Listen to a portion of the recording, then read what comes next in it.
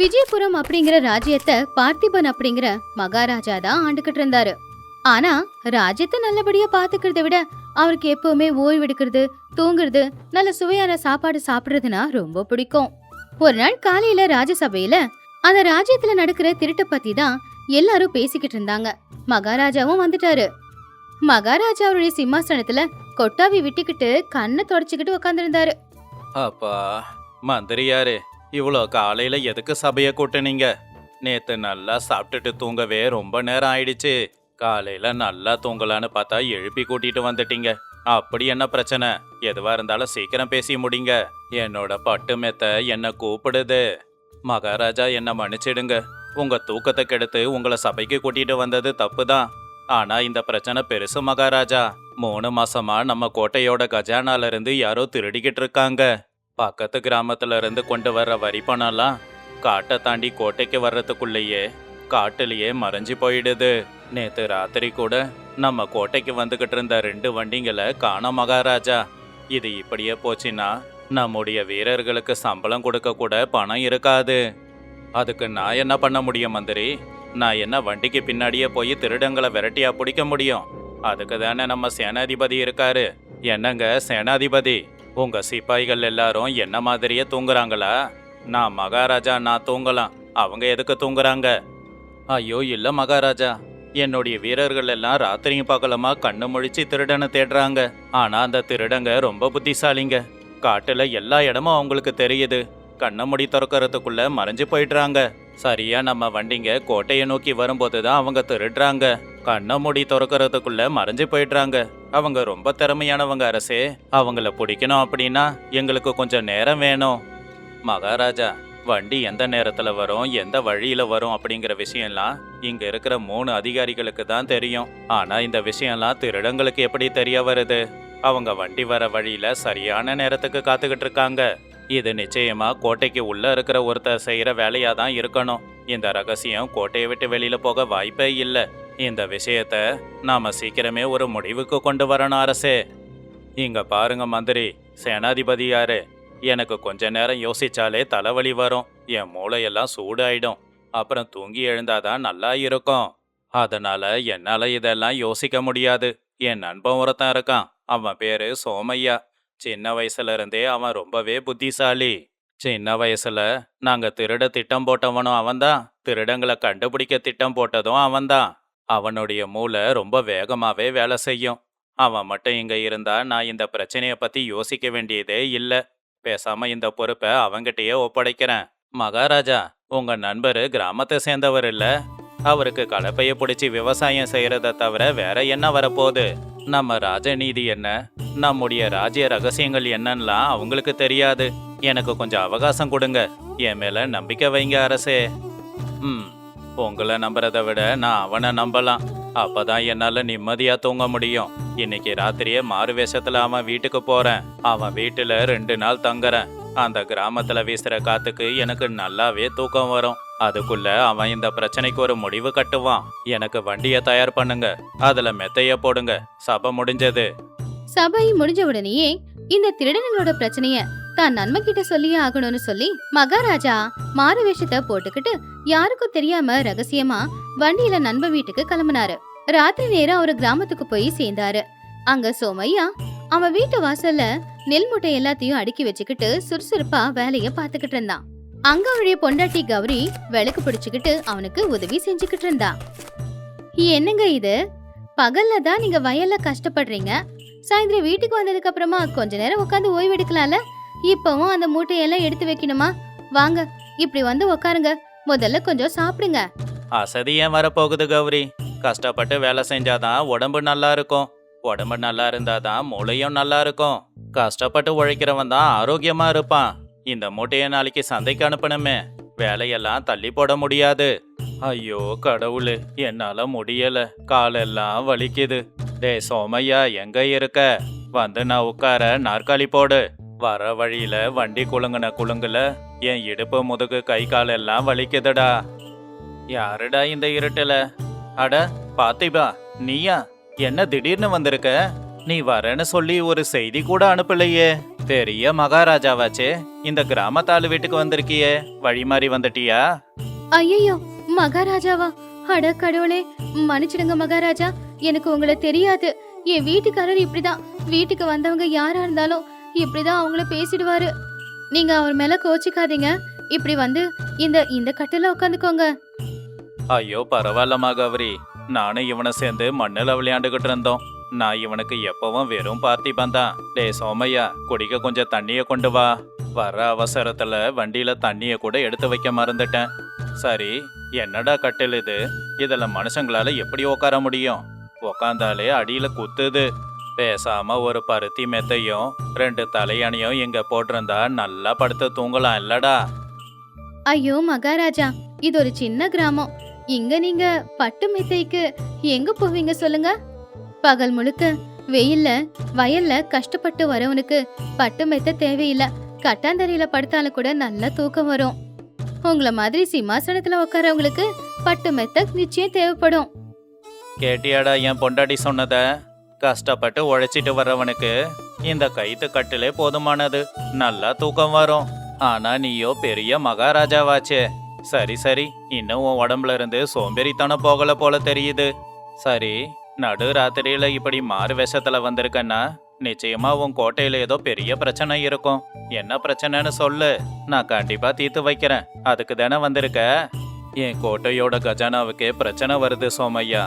ஜனங்க கப்பங்கட்டுற வரி பணம் வர வழியிலேயே மறைஞ்சு போகுது.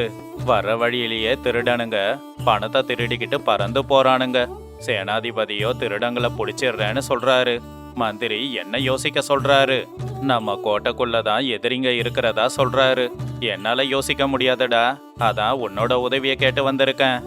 நான் ஒரு 2 நாளைக்கு உன் வீட்டுல நிம்மதியா இருந்துட்டு போலான்னு வந்திருக்கேன். அதுக்குள்ள உனக்கு எதுனா யோசனை வந்துச்சுன்னா அதை என்கிட்ட சொல்லு. உன்னோட ராஜ்யத்துக்கு நீ மகாராஜாவா, நான் மகாராஜாவா? சரி சரி, என்ன நம்பி வந்துட்ட. ஆனா உன் மந்திரி சொன்னது உண்மைதான்டா. கோட்டையில இருக்க வேண்டிய ரகசியம் கோட்டையை தாண்டி எப்படி வெளியில போகுது? கோட்டைக்குள்ள பணம் வரும்போது வர்ற வழி என்ன, வர்ற நேரம் என்னன்னு எப்படி திருடங்களுக்கு தெரியுது? இந்த திருடங்களை பிடிக்கணும்னா இறைய போட்டு தான் பிடிக்கணும். அவனுங்க வெளியில வரணும், இல்லைன்னா நாம அவங்கள வர வைக்கணும். நீ இறைய போட்டு பிடிச்சிக்கோ, எதை வேணும்னாலும் பிடிச்சிக்கோ. ஆனா என்ன இறைய போட போறேன்னு சொல்லிடு, எனக்கு தூக்கம் வருது. நீ ஒன்னு பண்ணு, பக்கத்து ராஜ்யத்துல இருந்து உனக்கு பரிசா வண்டி நிறையோ தங்கத்தை கொடுத்து அனுப்புறதா எல்லார்கிட்டயும் சொல்லு. ஆனா அந்த வண்டிக்குள்ள தங்கத்துக்கு பதிலா நாம கல்லுங்களை தான் வைக்க போறோம். அந்த கல்லுல மஞ்சள் தூள் மிளகாத்தூளோட ஒரு காட்டுப்பூவோட சாரையும் கலக்கலாம். மனுஷங்களுக்கு அந்த காட்டுப்பூவோட மனம் அந்த அளவுக்கு தெரியாது. ஆனா வேட்டையாடுற நாய்ங்களுக்கு அந்த பூவோட மனம் ரொம்ப சரியாவே தெரியும். அடடா, இது நல்ல யோசனை தான் சோமையா. பேசாம ஒண்ணு பண்ணு, நாளைக்கு என் கூட கோட்டைக்கு வந்துடு. நீ எனக்கு என்ன யோசனைய கொடுத்தியோ அத நீயே செஞ்சு முடிச்சிடு. அங்க சிம்மாசனத்துல உக்காந்து நான் கொஞ்சம் ஓய்வு எடுத்துக்கிறேன். என்ன மட்டும் எழுப்பிடாத. எதுவா இருந்தாலும் நீ தனியாவே பாத்துக்கோ. நீ மாற மாட்டடா. அன்னைக்கு அந்த கிராமத்து வீட்டுல மகாராஜா நிம்மதியா படுத்து தூங்குனாரு. அடுத்த நாள் காலையில தூக்கத்துல இருந்து எழுந்திருச்சதும் சோமையாவ அவர் கூடவே அவருடைய வண்டியில கூட்டிக்கிட்டு கோட்டைக்கு வந்து சேர்ந்தாரு. அடுத்த நாள் சபையும் தொடங்குச்சு. சபையில ஜனங்க நிறைஞ்சு இருந்தாங்க. அங்க சோமையா, மந்திரி, சேனாதிபதி எல்லாருமே இருந்தாங்க. அப்போ சேனாதிபதி சோமையாவை பார்த்து, மகாராஜா, இவரா நீங்க கூட்டிக்கிட்டு வந்திருக்கிற பெரிய ஞானி? பார்க்கும்போதே தெரியுது ஒரு சாதாரண விவசாயின்னு. நம்ம சேனையாலையும் என்னாலையும் செய்ய முடியாத வேலைய ஒரு சாதாரண விவசாயி செய்வாருன்னா சிரிப்பு வருது. சேனாதிபதி, ஒருத்தருடைய வெளி தோற்றத்தை பார்த்து எடை போடுறது தப்புன்னு உங்களுக்கு தெரியாதா? அவன் ஏழையா இருக்கலாம், ஆனா ரொம்ப பெரிய புத்திசாலி. சோமையா, உன்னோட திட்டம் என்ன அப்படிங்கறத சொல்லு. அத சொல்ல கூட எனக்கு தெம்பில்லடா. சேனாதிபதியாரே, என்னோட திட்டம் ரொம்பவே சின்னது. நாளைக்கு பக்கத்து ராஜ்யத்துல இருந்து நம்ம ராஜ்யத்துக்கு ஒரு வண்டி நிறைய தங்கம் வரப்போகுதுன்னு எல்லார்கிட்டயும் சொல்லுங்க. அந்த வண்டிக்கு பாதுகாப்பா நிறைய வீரர்களை அனுப்பாம ஒரு சில வீரர்களை மட்டும் அனுப்புங்க. நிச்சயமா திருடங்க வருவாங்க. அவங்க கூட எப்படியாவது போராடி அவங்கள உயிரை காப்பாத்திக்கிட்டு வந்துட சொல்லுங்க. என்னது, திருடங்க கிட்ட வண்டி ஒப்படைச்சிட்டு எங்க உயிரை காப்பாத்திக்கிட்டு நாங்க ஓடி வரணுமா? சேனாதிபதியா அவங்க முன்னாடி நான் தோத்து போகணுமா? இது ரொம்பவே தப்பு.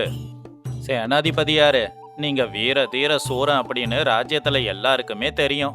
ஆனா இன்னைக்கு நீங்க அந்த திருட்டு கூட்டத்தை விட்டீங்க அப்படின்னா தான் அந்த கூட்டத்தோட தலைவனை கண்டுபிடிக்க முடியும். இவங்க கொண்டு போற தங்கத்தெல்லாம் எங்க வைக்கிறாங்கன்னு தெரிஞ்சுக்கணும் இல்லையா? அதனால தான் வண்டியை அவங்க கொண்டு போகட்டுமே.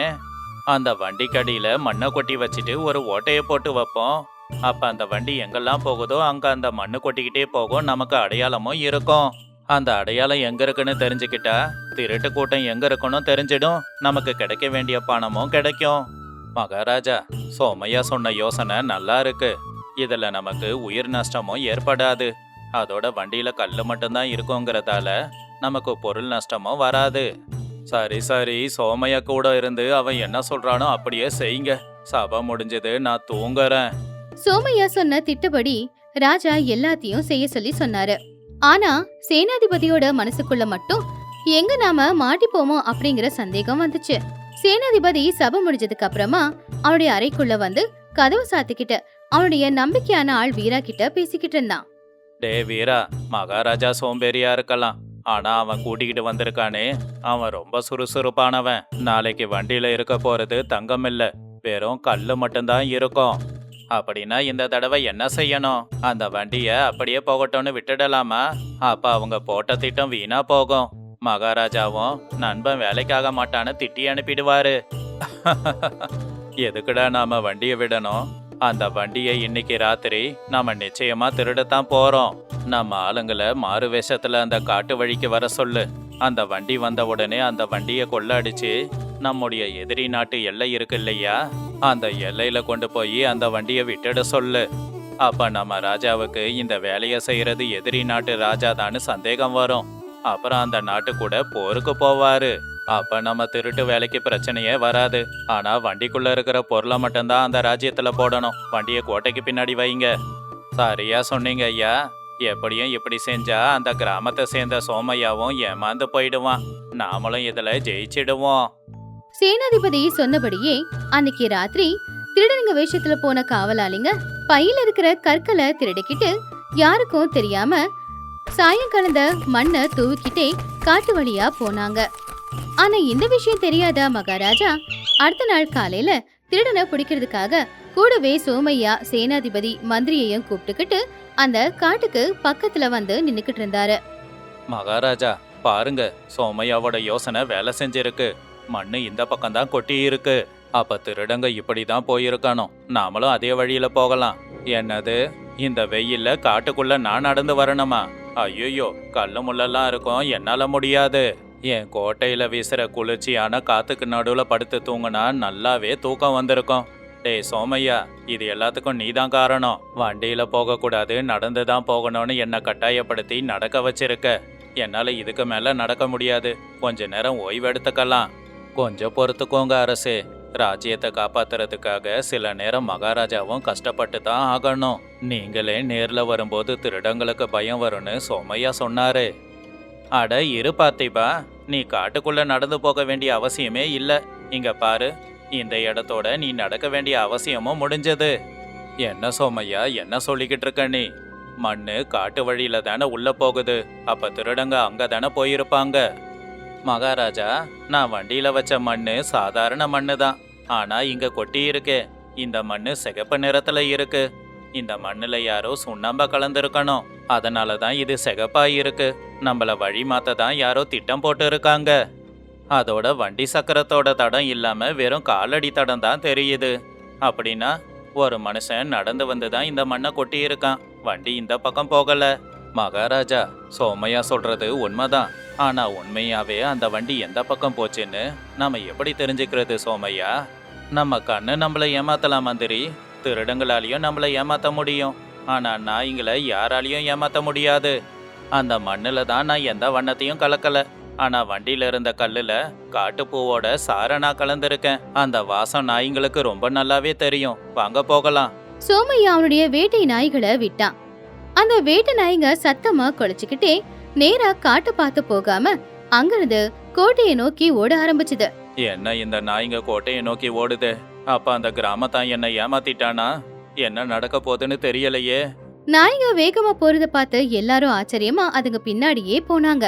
காட்டுக்குள்ள போக வேண்டிய நாய்ங்க நேரா கோட்டைக்குள்ள வந்து கோட்டைக்குள்ள சேனாதிபதிக்காக ஒதுக்கி இருக்கிற அந்த அறைக்கு முன்னாடி நின்னு போ போ அப்படின்னு கொலைக்க ஆரம்பிச்சுது. பாருங்க மகாராஜா, நீங்க காட்டுக்குள்ளலாம் நடந்து வர வேண்டிய அவசியமே இல்ல. ஏன்னா அந்த திருடங்க காட்டுக்குள்ள இல்ல, நாட்டுக்குள்ள தான் இருக்காங்க. காவலர்களே, கதவை தரங்க. காவலர்கள் போய் அந்த அறையோட கதவை திறந்தா இத்தனை நாளா அந்த ராஜ்யத்துல திருடு போயிருந்த தங்கம், பணம், நகை எல்லாமே சேனாதிபதியோட அறைக்குள்ளதான் இருந்துச்சு. அங்க காவலுக்கு வீராவும் நின்னுகிட்டு இருந்தான்.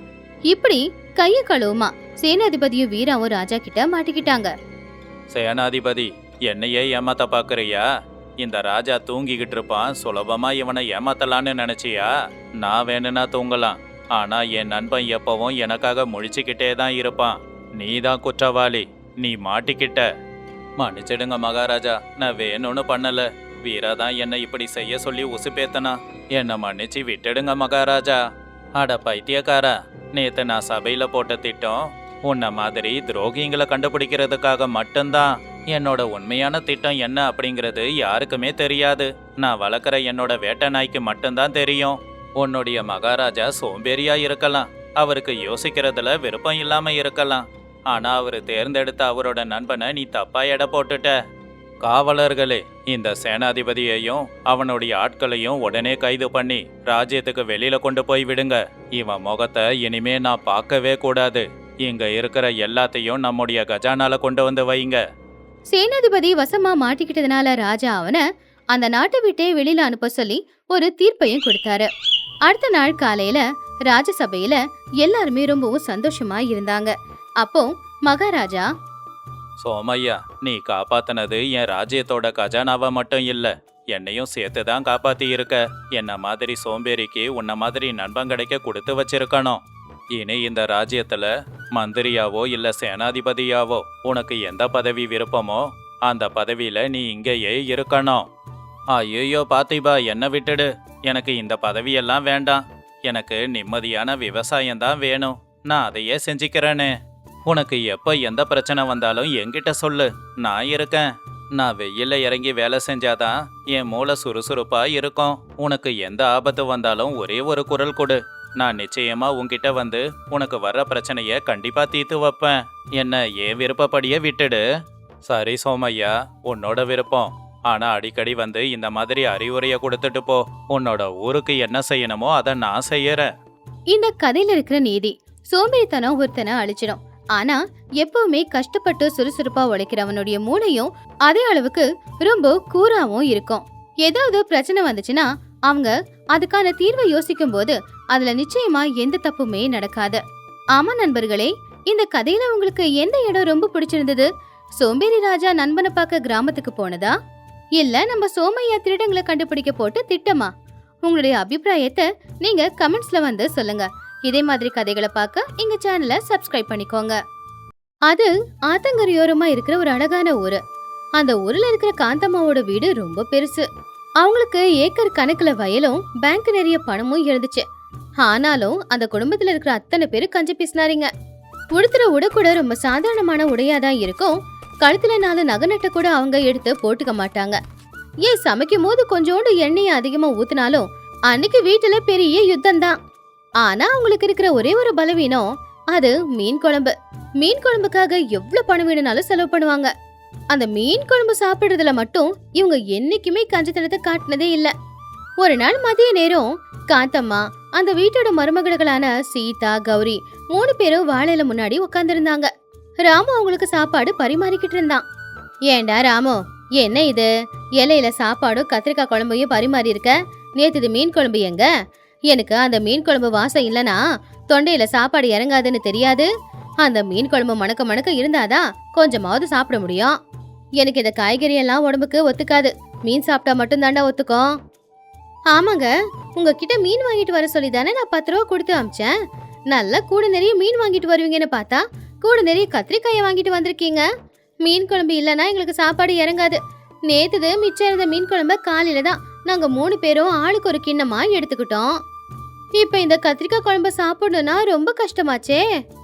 ஆமா மாமா, உங்க தம்பி என்னை இங்க விட்டுட்டு வெளியூருக்கு போய் வேலை செஞ்சுக்கிட்டு இருக்காரு. அப்படின்னா நீங்க தானே எங்க எல்லாரையும் நல்லபடியா பாத்துக்கணும். உங்க வீட்டுக்கு மருமகளா வந்த நாள்ல இருந்து எங்களுக்கு நகை வாங்கி கொடுக்க சொல்லிருக்கோமா இல்ல பட்டு புடவை வாங்கி கொடுக்க சொல்லிருக்கோமா? எதுவும் இல்லல்ல. கிழிஞ்சு போன புடவையும் தைச்சு தானே கட்டிக்கிட்டு இருக்கோம். அப்படி இருக்கும்போது கொஞ்சோண்டு மீன் குழம்பு கூட வைக்கலனா அப்புறம் எப்படிதான் வாழ்றதா? மீன் குழம்புல இருக்கிற மீன் சாப்பிட கூட எனக்கு விருப்பம் இல்ல. ஆனா அதுல வெந்து வருமே மாங்காய், அதோட புளிப்பு, ஆஹாஹா, அது சாப்பிடலனா நான் வாழ்றதே வேஸ்ட். 3 பேரும் கொஞ்சம் வாய மூடுறீங்களா? இந்த வீட்டில் ஒரு ஆம்பளை இருக்கன்னு கொஞ்சமாவது மதிக்கிறீங்களா? காலையில் மீன், மதியம் மீன், ராத்திரி மீன், எப்போ பார்த்தாலும் மீன் மீன் மீனுன்னு சாவறீங்க. என் தம்பி ரொம்ப புத்திசாலி. உங்ககிட்ட மாட்டிக்க கூடாதுன்னு தான் பக்கத்து ஊரில் போய் தங்கி வேலை செய்கிறான். என்னால் அப்படி தப்பிக்க முடியல. உங்ககிட்ட மாட்டிக்கிட்டு முழிச்சுக்கிட்டு இருக்கேன். என்ன இருக்கோ அதை போட்டு சாப்பிடுங்க.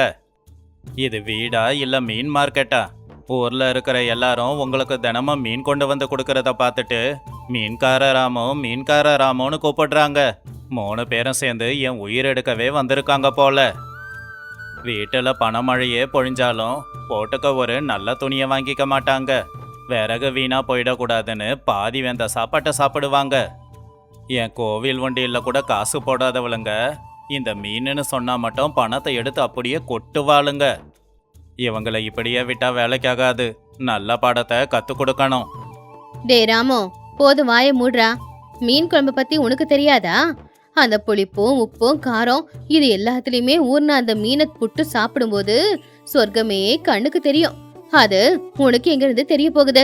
நீ போலனா போடா, நாங்களே போய் வாங்கிக்கிறோம். மீன் பிடிக்கிறவங்க கிட்ட எப்பவுமே நல்ல ஃப்ரெஷ்ஷா மீன் இருக்க போகுது. போனா கொடுக்க போறானுங்க, நாங்களே வாங்கிட்டு வரோம். அப்படின்னா நீங்களே போய் வாங்கிக்கோங்க. என்னால முடியாது. வெளியில மழை பெய்யுது. சேத்துல நீங்களே போய் வாங்குங்க. நான் வயலுக்கு போறேன் அப்படின்னு சொல்லி ராமு கோவமா கொடை எடுத்துக்கிட்டு வெளியில போயிட்டான். பாத்தீங்களா அத்தை, நம்ம கஷ்டத்தை புரிஞ்சுக்கவே மாட்டேங்கிறார் இந்த மனுஷன். சரி வாங்க, நம்ம ஆத்துக்கு போய் அங்க மீன் பிடிக்கிறவங்க கிட்டயே மீன் விலைக்கு வாங்கலாம். அவங்க தான் கம்மி விலைக்கு கொடுப்பாங்க. அதுவே சந்தைக்கு வந்துச்சுன்னா விலை ரொம்ப அதிகமா இருக்கும். அங்கேயே போய் ஒரு மீன் வாங்கிட்டு வரலாம். கடைசியில காந்தம்மா, கௌரி, சீதா 3 பேருமே மழையில நனையாம இருக்கிறதுக்காக தலையில ஒரு பிளாஸ்டிக் கவரை மாட்டிக்கிட்டு அந்த மழையில மீன் வாங்குறதுக்காக போனாங்க. நடந்து போகும்போது வேகமா காத்து வீசிக்கிட்டு இருந்துச்சு. மழையும் கொட்டு கொட்டுன்னு கொட்டுச்சு. அவங்க கிட்ட இருக்கிற பணம் அந்த ஊர்ல யார்கிட்டயும் இருக்காது. ஆனா கொடை வாங்குறதுக்கு எதுக்கு 50 ரூபா செலவு பண்ணணும்னு அவங்க யாரும் கொடையே வாங்கல. இப்படி வழியில போய்கிட்டு இருக்கும்போது வழியெல்லாம் சேரா இருந்து கௌரி அந்த சேத்துல வழுக்கி விழுந்துட்டான். அக்கா, ஏதாவது ஆட்டோ வருதான்னு பாக்கலாமா? இந்த மழையில நடக்கிறது கூட கஷ்டம் இல்ல. கட்டிருக்கிறது பழைய புடவையா இருந்தாலும் இந்த புடவையில சேறு ஒட்டிக்கிச்சுன்னா போறது கஷ்டம் இல்ல. அறிவு இருக்க கௌரி உனக்கு? ஆட்டோக்காரன் 10 ரூபாய் கேட்பான். அந்த 10 ரூபாய்க்கு இன்னொரு கூட மீனை நம்ம வாங்கிட்டு வந்துடலாமே. அது நமக்கு மிச்சம் தானே. புடவையில சேரானா என்ன இப்போ? நம்ம போறது ஆத்துக்கு தானே. ஆத்து தண்ணியில கழுவுனா சேரு போயிட போகுது. வீட்டுல தண்ணி செலவும் மிச்சம்தான். இதுக்கு போய் 10 ரூபாய செலவு பண்ணிக்கிட்டு எப்படியும் வீட்டுக்காரரு பட்டணத்துல இருந்து வரும்போது புது புடவை வாங்கிட்டு வருவாரு. இப்ப நட. அப்பாடா, என் மருமகளுங்க என்னையே மிஞ்சிட்டானுங்க. என்ன மாதிரியே 10 ரூபாய் வீணா செலவு பண்றதுல இவளுங்களுக்கு விருப்பம் இல்ல. ஆனா அதே நேரம் என்ன மாதிரியே மீன் குழம்புனா மட்டும் உசுர விடுறாளுங்க. இப்படியே பணத்தை மிச்ச பிடிச்சுதான் ஊர்ல இருக்கிற அத்தனை வயலையும் வாங்கி போட்டிருக்கோம். எப்படியும் ஆத்தங்கரையோரமா அந்த மீன்காரங்க இப்பதான் வலைய போட்டு மீன் பிடிச்சி விற்க தயாரா இருப்பாங்க. எப்படியும் கிலோ 100 ரூபான்னு சொல்லுவாங்க. ஆனா 20 ரூபாய்க்கு அடிச்சு பேசிட்டு 1 கிலோ மீனை வாங்கிட்டு வந்துடணும். அதுல மாங்காயை வெட்டி போட்டு ராத்திரிக்கு குழம்பு வச்சு சாப்பிடலாம். சீக்கிரமா நடங்கடி. நாம இப்பவே போனாதான் மீன் பிடிக்கிறவனுங்க அங்க இருப்பானுங்க. நம்ம அவங்க கிட்ட இருந்து கம்மி விலையில மீன் வாங்கிக்கலாம். இல்லனா சந்தையில இருந்து வியாபாரிங்க வந்து வாங்கிட்டு போயிடுவாங்க. அவங்க விலை அதிகமா வச்சு விற்பாங்க அப்படின்னு சொல்லி எல்லாரும் ஆத்தங்கரைக்கு போனாங்க. ஆத்தங்கரையில பயங்கரமா மழை பெஞ்சுக்கிட்டு இருந்துச்சு. ஆத்துல தண்ணியோட வேகமும் ரொம்ப அதிகமா இருந்துச்சு. அங்க மாணிக்கம் அப்படிங்கிற ஒரு ஏழை மீனவன் பாவம் அவன் மழையில நனைச்சுக்கிட்டு உடம்பெல்லாம் தொடச்சுக்கிட்டு வலைய சுருட்டி எடுத்து வச்சுக்கிட்டு இருந்தான். பாவம் மழையில நனைஞ்சதுனால வீசுற காத்துக்கு உடம்பெல்லாம் நடுங்க ஆரம்பிச்சுது. அவனுக்கு முன்னாடி ஒரு பெரிய கூடை இருந்துச்சு. அதுல 2 பெரிய மீனுங்க முழிச்சுக்கிட்டு இருந்துச்சு. அப்பதான் மாமியாரும் மருமகளும் மாணிக்க பக்கத்துல வந்தாங்க. கூடையில இருக்கிற அந்த மீனை பார்த்த உடனே அவங்க நாக்குல எச்சில் தான் ஊறுச்சு. எப்படியாவது அடிச்சு பேசி கம்மி விலைக்கு அந்த மீனை வாங்கிடணும்னு முடிவெடுத்தாங்க. என்னப்பா மீன்காரா, எப்ப பிடிச்ச மீன் இது? இந்த மீன் என்ன ராத்திரி முழுக்க தூங்கலையா? கண்ணெல்லாம் சிகப்பா இருக்கு, வால் பக்கம் ஒரு ஓரமா போயிருக்கு. ஒருவேளை வயசான மீனா? வேக ரொம்ப நேரம் எடுக்கும். ஆமா, என்ன விலை? அதானே, 2 மீனுங்களும் உசுரோட இருக்கிற மாதிரி தான் இருக்கு. ஆனா இப்பதான் பிடிச்ச மீன் மாதிரி இல்லையே. பிடிச்சு வச்சு தொட்டியில போட்டு உசுரோட வச்சிருக்கியா? நல்லா இல்ல, நல்லா இல்ல. சரி, 2 மீனுக்கு ஒரு 10 ரூபாய் வாங்கிட்டு கொடு. இது சமைக்கிறதுக்கு அவர கேஸ் செலவே பெருசுதான், அதனால கொஞ்சம் விலையை பார்த்து சொல்லு. மாணிக்கம் அது கேட்டு ரொம்பவே ஆச்சரியப்பட்டான். வெறும் 10 ரூபாவா அப்படின்னு யோசிக்க ஆரம்பிச்சான். அம்மா 10 ரூபாவா? தயவு செஞ்சு அப்படியெல்லாம் சொல்லாதீங்கம்மா. அந்த மீன் ஒவ்வொன்றும் 5 கிலோ இருக்கும்மா. அது ஒன்றும் பழைய மீன் கிடையாது. இப்பதான் வலை போட்டு பிடிச்ச புது மீனுமா. வேணும்னா அதோட கண்ணை பாருங்க, எவ்வளவு சிகப்பா இருக்கு. இந்த மழையில உசுரை கையில பிடிச்சிக்கிட்டு ஆத்துல வலை போட்டு பிடிச்ச மீன். என் கை காலெல்லாம் குளிரில் உறைஞ்சி போகுது பாருங்கம்மா. தயவு பண்ணி ஒரு மீனுக்கு 100 ரூபாயாவது கொடுங்கம்மா. உங்களுக்கு புண்ணியமா போகட்டும். கஷ்டப்பட்டு பிடிச்சிருக்கேன். 100 ரூபாவா? ஏன், இந்த மீன் என்ன ஆகாயத்துல இருந்து வந்து விழுந்துச்சா? ஆத்துல வலைய போட்டு பிடிச்ச மீன் தானே, இதுக்கு எதுக்கு இம்புட்டு விலை? போனா போகுதுன்னு பார்த்து 25 ரூபா வேணும்னா கொடுக்குறேன். மீனை ஒழுங்கா கொடுத்துரு. நாளைக்குள்ள இது வீணா தானே போகும், அதுக்கு 25 ரூபாய்க்கு விற்கலாம். சீக்கிரம் அதை கட்டு. கடவுளே, இவங்களெல்லாம் பார்க்கும்போது பெரிய வீட்டு பொம்பளைங்களா தான் தெரியறாங்க. நகையெல்லாம் கூட போட்டிருக்காங்க. ஆனா மனசுல தான் கொஞ்சம் கூட ஈரமே இல்லை. என் பொண்டாட்டிக்கு உடம்பு முடியல. அவளை வைத்தியர்கிட்ட கூட்டிட்டு போக பணம் இல்லை அப்படிங்கறதால தான் கொட்டுற மழைய கூட பார்க்காம வலை போட்டு மீனை பிடிச்சி கொண்டு வந்தேன். ஆனா இவங்க என்னமோ 25 ரூபாய் தரேன்னு சொல்றாங்க. ஆனா கொட்டுற மழையில யாரு வந்து மீனை வாங்க போறாங்கன்னு தோணுது. என் பொண்டாட்டியோட உசுரை காப்பாத்துறதுக்கு இவங்க கிட்ட இன்னும் என்ன சொல்லி கெஞ்சி கேட்கறது? அம்மா, வீட்டுல என் பொண்டாட்டி சாந்தம்மா உடம்பு முடியாம படுத்த படுக்கையா இருக்கா. அவளை வைத்தியர்கிட்ட கூட்டிட்டு போக எனக்கு பணம் வேணுமா. தயவு செஞ்சு இந்த மீனவனுடைய கஷ்டத்தை புரிஞ்சுக்கோங்கம்மா. வைத்தியரு சரியான நேரத்துக்கு மருந்து கொடுக்கலன்னா அவ உயிருக்கே ஆபத்துன்னு சொல்லிக்கிட்டு இருக்காரு. உங்களை பார்த்தாலே பெரிய வீட்டுக்காரங்களா தான் தெரியுது. பெரிய வீட்டுக்காரங்கன்னா பெரிய மனசும் இருக்கணும் இல்லம்மா. ஒரு 50 ரூபாயாவது இந்த மீனுக்கு கொடுங்கம்மா. என் பொண்டாட்டி உயிரையாவது காப்பாத்திக்கிறேன். உன் பொண்டாட்டிக்கு உடம்பு முடியாம போனா நாங்க என்ன பண்ண முடியும்? பேரம் பேசுறதுக்கு எல்லாரும் இப்படி ஏதாவது ஒரு காரணம் சொல்லுவீங்கல்ல. நீங்க கஷ்டப்பட்டு உழைக்கிற மாதிரி தான் நாங்களும் கஷ்டப்பட்டு உழைச்சு பணம் சம்பாதிக்கிறோம். எங்களுக்கு மட்டும் என்ன மறுத்திரியா காயுது? போனா போகுதுன்னு 30 ரூபா கொடுக்குறோம். அந்த மீனை கொடுத்துட்டு போறதுனா போ. பாவம் அதை கேட்டு மாணிக்கம் வருத்தப்பட்டான். மனுஷங்க மேலேயும் கடவுள் மேலேயும் அவனுக்கு ரொம்பவும் வெறுப்பு வந்துச்சு. என்ன பண்றதுப்பா அப்படின்னு யோசிச்சுக்கிட்டு இருக்கும்போது அந்த ஆத்துல இருந்து கொஞ்சம் தூரத்துல இருக்கிற ஒரு குடிசை வீட்டுல இருந்து ஒரு இருமல் சத்தம் கேட்டுச்சு. அது சாதாரண இருமல் சத்தம் இல்ல, உசுரே போற மாதிரி இருக்கிற பயங்கரமான இருமல் சத்தம். எல்லாரும் அது பக்கமா பார்த்தாங்க. ஒரு 35 வயசான சாந்தம்மா பாவம் இரும்ப முடியாம கஷ்டப்பட்டு இரும்பிக்கிட்டு இருந்தா. அவ உடம்பெல்லாம் மெலிஞ்சு போயிருந்துச்சு.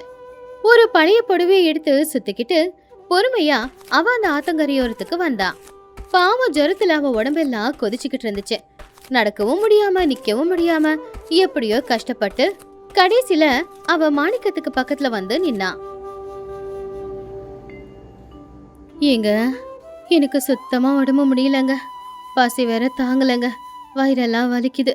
நீங்க எனக்காக கஷ்டப்பட்டு இந்த மழைன்னு காத்துன்னு கூட பார்க்காம ஆத்துல இறங்கி மீனை பிடிச்சிட்டு வரீங்க.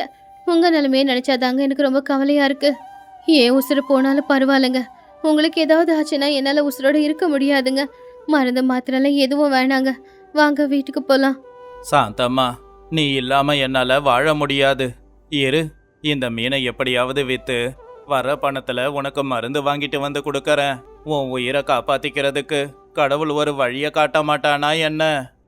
மாணிக்கம் கண்ணீரை தொடச்சுக்கிட்டு மறுபடியும் மாமியார் மருமகளுக்கு பக்கம் பார்த்தான். அம்மா, என் பொண்டாட்டியோட நிலைமைய உங்க கண்ணு எதிர்க்க தானே பாக்கறீங்க. இப்பவாவது மனசு வந்து தயவு பண்ணி ஒரு 100 ரூபாவது கடனா கொடுங்க. என் மீன் எதையும் நீங்க வாங்க வேண்டாம். தயவு பண்ணி கடனாவது கொடுங்க. கூடிய சீக்கிரமே அந்த கடனை நான் திரும்ப கொடுத்துடுவேன். இதயத்தை போட்டு பிளிற அளவுக்கு இருக்கிற இந்த காட்சியை பார்த்து காந்தம்மா, சீதா, கௌரி 3 பேரும் அப்படியே நின்னுட்டாங்க. அவங்க முன்னாடி மறக்கவே முடியாத ஒரு மனுஷன் நின்னுக்கிட்டு இருந்தான். அந்த நேரம் அவங்களுக்கு பணம் தான் முக்கியம் அப்படிங்கிற எண்ணம் முழுசா போயிடுச்சு. அவங்க செய்யற வேலையை பார்த்து அவங்களுக்கு அவங்களே அசிங்கப்பட்டாங்க. எல்லாருடைய மனசுக்குள்ளேயும் ஒரு பெரிய புயல் காத்து வீசுச்சு. அட கடவுளே, என்கிட்ட இருக்கிற ஒரு தங்க வளையல வித்தாலே இவங்க வாழ்க்கை வருஷம் பூரா நல்லா வாழலாம். ஆனா நான் ஒத்த ரூபாவா சேர்த்து வச்சுக்கிட்டு இருக்கேன். என் புருஷன் கஷ்டப்பட்டு சம்பாதிக்கிறாரு. ஆனா என் புருஷனை மாதிரியே கஷ்டப்பட்டு சம்பாதிக்கிற ஒருத்தருடைய உழைப்ப நான் மதிக்காம அவர்கிட்ட போய் பேரம் பேசுறேனே. ஐயோ கடவுளே, நான் இவ்வளவு பெரிய ராட்சசியா இருக்கேன். லட்சக்கணக்குல பேங்க்ல பணம் இருந்தாலும் கூட ஒரு ஏழையோட பொண்டாட்டியோட வைத்தியத்துக்கு பணம் கொடுக்க மறுக்கிறேனா? நானா ஒரு பொண்ணே கிடையாது. என் புருஷனை என்னைக்குமே நான் மதிச்சதே இல்ல. ஆனா இங்க இவரை பார்க்கும்போது புருஷனுங்க எவ்வளவு கஷ்டப்படுறாங்க அப்படிங்கறத நான் என் கண்ணார பாத்துக்கிட்டு இருக்கேன். அவன் பொண்டாட்டிக்கு உடம்பு சரியில்லை, அதை புரிஞ்சுக்காம 10 ரூபாய்க்கு மீனை கேக்குறேன். நாளைக்கு நான் படுத்த படுக்கை ஆயிட்டேனா ஒருவேளை எனக்கும் இதே நிலைமை தான் வருமா? பாவம், நான் அந்த அளவுக்கு கேவலமானவள ஆயிட்டேனா? சி, நான் வாழ்றதெல்லாம் ஒரு வாழ்க்கை. என் வீட்டுல மூட்டை மூட்டையே அரிசி இருக்கு. சம்பாதிச்சு போட 2 பிள்ளைங்க இருக்காங்க, என்னை பார்த்துக்க 2 மருமகளுங்க இருக்காங்க. ஆனா நான் இங்க இருக்கிற ஒரு ஏழைக்கு அவன் பொண்டாட்டி வைத்தியத்துக்கு கூட பணம் கொடுக்கறதுக்கு யோசிக்கிறேன். அவன்கிட்ட இருக்கிற மீனை பேரம் பேசிக்கிட்டு இருக்கேன். என்கிட்ட கோடிக்கணக்கில் பணம் இருந்தாலும் என் மனசுல கொஞ்சம் கூட ஈரம் இல்ல. என்னை பத்தி யோசிச்சா உண்மையிலேயே எனக்கே ரொம்ப கேவலமா தான் இருக்கு. நான்லாம் மனுஷியே கிடையாது. 3 பேரும் ஒருத்தங்க முகத்தை ஒருத்தங்க பாத்துக்கிட்டாங்க. 3 பேரு கண்ணுல இருந்தும் கண்ணீர் கொட்ட ஆரம்பிச்சுது. அது வரைக்கும் அவங்க எல்லாருமே கஞ்ச பீசினாரிங்களா இருந்தாங்க. ஆனா இப்பதான் அவங்க மனுஷங்களா மாறி இருந்தாங்க. அவங்க மனசுலயும் கூட கொஞ்சம் ஈரம் இருந்துச்சு. கௌரி, சீதா, அங்க என் பை இருக்கு, அதை எடுத்துட்டு வாங்க. ஏமா, எதுக்கு இப்படி நினைச்சுக்கிட்டு இருக்க? ஏய், அந்த பையில இருக்கிற புடவை எடுத்து இந்த பொண்ணு மேல போத்துங்க. ஏன்பா மாணிக்கம், என்ன மன்னிச்சிடு. உன் நிலைமைய புரிஞ்சிக்காம உன்கிட்ட பேரம் பேசுறது தப்புதான். என்ன பண்றது, நாங்க அப்படியே வளர்ந்துட்டோம். ஆமாண்ண, எங்களை மன்னிச்சிடுங்க. மனுஷங்களோட கஷ்டத்தை புரிஞ்சிக்காத அளவுக்கு நாங்க ராட்சசிங்களா இருந்துட்டோம். உங்க கஷ்டத்தை புரிஞ்சிக்காம நாங்க பேசினதுக்கு எங்களை மன்னிச்சிடுங்கண்ண. இனி நாங்க பேரம் பேச மாட்டோம். அப்பதான் காந்தம்மா அவங்க பையில பத்திரமா எடுத்து வச்சிருந்த 500 ரூபாய் நோட்டை வெளியில எடுத்தாங்க. என்னைக்குமே யாருக்குமே 1 ரூபாய் கூட கொடுக்காத அந்த அம்மா இன்னைக்கு இந்த 500 ரூபாவை மாணிக்கத்துக்கிட்ட கொடுத்தாங்க.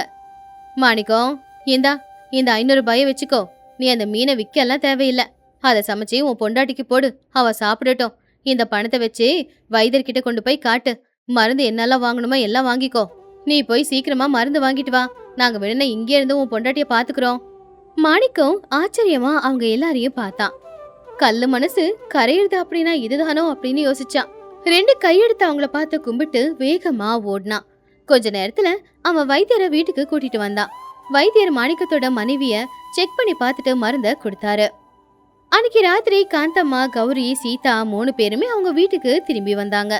அப்பதான் வயல்ல வேலையை முடிச்சிட்டு ராமுவும் வீட்டுக்கு வந்தான். வந்து பார்த்தா வீட்டுல இருக்கிற 3 பொம்பளைங்களோட முகத்திலயும் ஏதோ ஒரு அமைதி தெரிஞ்சுது. அவங்க கண்ணெல்லாம் ஈரமா இருந்துச்சு. நல்லா அழுதுருக்காங்க அப்படின்னு ராமு புரிஞ்சுக்கிட்டான். ஆனா எதுக்காக அழுதாங்க அப்படின்னு ராமுவுக்கு தான் தெரியல. என்னம்மா, எல்லாரும் நனைஞ்சு போய் வந்திருக்கீங்க, கையில மீனை காணோமே. ஆமா, எதுக்காக அழுவுறீங்க? மீன் கிடைக்கலடா ராமு. ஆனா இன்னைக்கு நாங்க 3 பேரும் பாடத்தை கத்துக்கிட்டோம். நாங்க இன்னைக்கு மீன் வாங்குறதுக்காக ஆத்தங்கரைக்கு போனப்போ அங்க ஒரு மீனவனோட குடும்பமே கஷ்டத்துல இருந்துச்சு. அவன் பட்ட கஷ்டத்தை பார்த்து நாங்க எல்லாரும் எவ்வளவு வருத்தப்பட்டு தெரியுமா? ஆமாங்க, இன்னைக்கு ஒரு பாடத்தை கத்துக்கிட்டோம். நாங்க மீன் சாப்பிட்றதுக்காக அலையோன்னு அலையிறோம். ஆனா அந்த மீனை விற்கிற ஒருத்தருடைய குடும்பத்துல இருக்கிற கஷ்டம் இன்னைக்குதான் எங்களுக்கு தெரிஞ்சுது. இனிமே நாங்க பணத்தை சாப்பாட்டுக்காக வீணாக்க மாட்டோங்க. அந்த பணம் இந்த மாதிரி கஷ்டப்படுற ஏழைங்களுக்கு உதவி செய்யும் போதுதான் உண்மையிலேயே அந்த பணத்துக்கான ஒரு அர்த்தமே கிடைக்குது. அந்த பணத்தோட மதிப்பு அப்பதாங்க அதிகமாகுது. ஆமாங்க மாமா, அதுலயும் அந்த மாணிக்கத்தோட மனைவியை பார்க்கும்போது பாவம் என் கண்ணெல்லாம் கலங்கிடுச்சு. நாம இங்க இவ்வளவு பணம் வச்சுக்கிட்டு அந்த பேங்க்ல போட்டி வச்சுக்கிட்டு இருக்கோம். ஆனா அங்க 100 ரூபாய் இல்லாம பாவம் அந்த மனுஷன் தவின்னு தவிச்சிட்டாரு. ராமு ஆச்சரியமாவும் ஆனந்தமாவும் அவங்கள பார்த்தான். அவங்க கிட்ட வந்திருக்கிற மாற்றம் ராமுவ ரொம்பவுமே சந்தோஷப்படுத்துச்சு. அன்னைக்கு ராத்திரி அந்த வீட்டுல மீன் குழம்பு இல்ல, சாதாரண காய்கறி குழம்பு தான். ஆனா வீட்டுல இருக்கிற அத்தனை பேரும் சந்தோஷமா சாப்பிட்டாங்க. இன்னைக்கு அவங்க மனசுல ஒரு நிம்மதி இருந்துச்சு. ஒருத்தனுக்கு உதவி செஞ்சோம் அப்படிங்கிற அந்த சந்தோஷம் இருந்துச்சு. அதுக்கப்புறமா அவங்க வாழ்க்கையில என்னைக்குமே அவங்க கஞ்சித்தனத்தை காட்டினதே இல்ல. அவங்க சந்தோஷமா இருக்க மட்டும் பயன்படுத்துறது இல்லாம மத்தவங்களோட சந்தோஷத்துக்கு அவங்க பணத்தை பயன்படுத்த ஆரம்பிச்சாங்க. நம்ம கிட்ட இருக்கிற பணத்தை நாம நமக்கு செலவு பண்ணிக்கிறத விட இன்னொருத்தங்களுக்கு செலவு பண்ணும்போது உண்மையிலேயே நல்ல சந்தோஷம் கிடைக்கும் அப்படின்னு எல்லாரும் சொல்லுவாங்க. ஆனா அந்த பணத்தை யாருக்காக செலவு பண்றோம், எதுக்காக செலவு பண்றோம் அப்படிங்கிறது ரொம்ப முக்கியம். ஏன்னா அது நம்ம கஷ்டப்பட்டு சம்பாதிச்ச பணம். உண்மையிலேயே ஒருத்தங்க கஷ்டத்துல இருக்காங்க அப்படின்னா அவங்களுக்கு அந்த பணத்தை கொடுத்து உதவி செய்யறதுல தப்பில்ல. அப்படி செய்யும் போதுதான் நம்ம மனசுக்கும் நிம்மதி, அவங்களும் சந்தோஷமா இருப்பாங்க.